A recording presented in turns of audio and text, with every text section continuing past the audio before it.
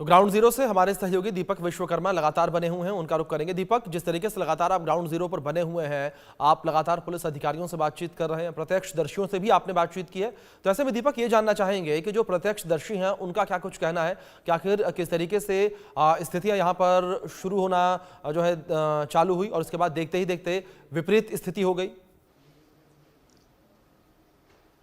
देखिए, सबसे महत्वपूर्ण बात है जिस चीज़ की बार बार चर्चा की जा रही है वो ये है कि लगातार ये कहा जा रहा है कि इन सब चीज़ों को प्री प्लान किया गया था। इन सब चीज़ों की जो स्थिति थी वो एक दिन की नहीं है, ये 15 से 20 दिन पहले प्लान किया गया था। प्लान करने के बाद इस पूरे षड्यंत्र को, इस पूरी आगजनी को, इस पूरे तोड़फोड़ को, इस पूरे बलवे को, इसको दंगाई रूप दिया गया। सबसे महत्वपूर्ण बात यह है, ये एक हिंदू जो समुदाय है वो इस चीज़ को लगातार कह रहा है। एक दूसरा भी समुदाय है जिसको विशेष समुदाय है, मुस्लिम समाज, वो ये कह रहा है कि जिस हरे कपड़े का जिक्र किया जा रहा है उसमें कुरान की आयतें लिखी गई थी, आप उसको कैसे जला सकते हैं।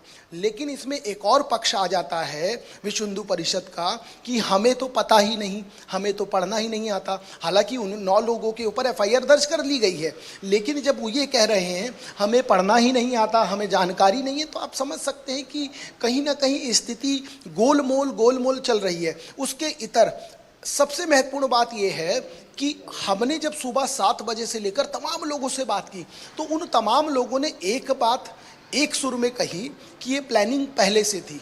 और जब आज महाराष्ट्र विधानसभा में मुख्यमंत्री देवेंद्र फडणवीस संबोधित कर रहे थे, इस मुद्दे के ऊपर बयान दे रहे थे, अपनी बात रख रहे थे, तो उन्होंने भी यही कहा कि ये जो स्थिति है इसकी पहले से प्लानिंग की गई थी, ये कोई एक दिन का नहीं है।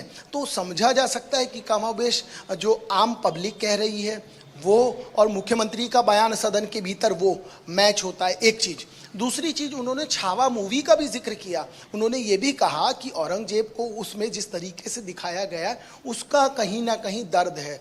तो आपको समझना पड़ेगा कि इस तरीके की मुख्यमंत्री की बयानबाजी और मुख्यमंत्री का विधानसभा में इस तरीके का बयान, जनता तो देखिए, जनता ने जो देखा वो आपको बताया, हमको बताया और दूसरे से साझा किया। लेकिन मुख्यमंत्री का बयान, अभी ये ओवैसी को हम सुन रहे थे, ओवैसी ने भी वही बात कही। मुख्यमंत्री लगातार कह रहे हैं, जो नागपुर के विधायक हैं उन्होंने रोते हुए ये कह दिया कि ये हिंदुओं को टारगेट किया गया है, ये कोई ऐसी वैसी बात नहीं है, ये टारगेट किया गया। और आप समझिए ना, टारगेट बार बार इसलिए जिक्र किया जा रहा है, देखिए इस पूरे पैनल को जला दिया गया, आप समझिएगा, ये लोहे का, इसको पूरा जला दिया गया है। ये इसके जो डीजल का हिस्सा है इसका ढक्कन गायब है, आप समझिए। तो ये प्लानिंग है जिस तरीके से यहाँ के लोग कह रहे हैं, तो उसको नकारा नहीं जा सकता, उसको डिनाई नहीं किया जा सकता। लेकिन अब इस स्थिति में बात ये आती है कि यदि राजनेता इस पे राजनीति कर रहे हैं, यदि राजनेता इस पे बात कर रहे हैं, यदि राजनेता इसमें राजनीतिक रोटी सेक रहे हैं, तो उनको समझना पड़ेगा। क्योंकि हमने तमाम उन लोगों से भी बात की कि वो औरंगजेब को लेकर क्या कहते हैं, तो उन्होंने एक स्वर में कहा 300 साल पुराना मुद्दा है, क्यों उखाड़ रही है सरकार, क्यों सरकार इस चीज में बात कर रही है, हमको तो कोई मतलब नहीं है।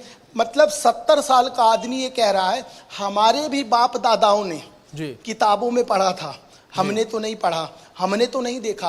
और जब इस तरह की चर्चाएं, इस तरह की स्थिति जोर पकड़ती है, तो ये समझना पड़ेगा कि आप जिस चीज़ की चर्चा कर रहे हैं, किसी ने राम मंदिर का भी जिक्र कर दिया, तो तमाम जो चर्चाएं हैं और उन चर्चाओं के बीच जब इस तरह की चर्चा होती है तो उससे एक बात साफ हो जाती है, आप जिस जनता की बात कर रहे हैं, आप जिस जनता के लिए ये पूरा कर रहे हैं, क्या जनता इससे खुश है। हमने तमाम लोगों से बात की औरंगजेब के उस मामले को लेकर, उन्होंने कहा पड़े थे साइड में, पड़े रहने देना था, क्यों निकाल रही है सरकार। तो बयानबाजी को लेकर जिस तरीके से आज नागपुर जला है, 2 दर्जन से ज़्यादा पुलिस के अधिकारी समेत आम लोग घायल हुए हैं, DCP के हाथ में कुल्हाड़ी लगी, वो बहते हुए खून के साथ काम कर रहे थे। तो कहीं ना कहीं आम आदमी और पुलिस प्रशासन दोनों मार खा रहे थे। अभी की मौजूदा स्थिति में नागपुर के अंदर यही नज़र आया है।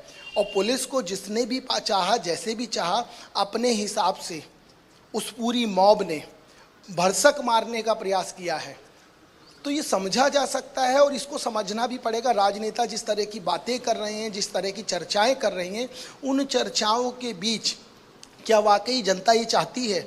और यदि जनता चाहती है तो आप आगे बढ़िए। लेकिन जब जनता ये कह रही है कि 300 साल पुराना मामला हमारे दादाओं ने कभी किताबों में पढ़ा था, तो कोई इस बारे में चर्चा नहीं करना चाह रहा, तो आप किसके नाम पर ये चुनावी रोटी सेक रहे हैं? सबसे बड़ा सवाल तो यही खड़ा होता है।